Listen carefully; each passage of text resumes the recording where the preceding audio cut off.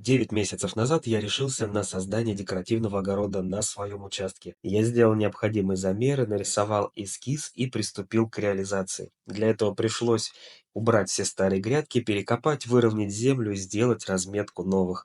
Ходил по ним всю зиму, пел песни, тестировал, а будет ли это удобно в эксплуатации.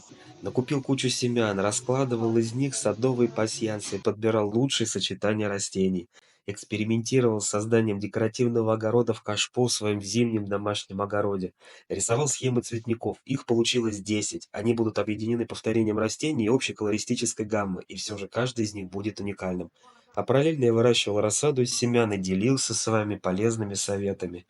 И вот, наконец, этот день настал. Я полностью высадил все овощные, цветочные и декоративные растения. Впереди вас ждет много красоты и пользы, а также публикация о создании декоративного огорода с нуля. И самое главное, что это может сделать каждый. Главное захотеть. Подписывайтесь, любимый зятек, советы про сад и огород.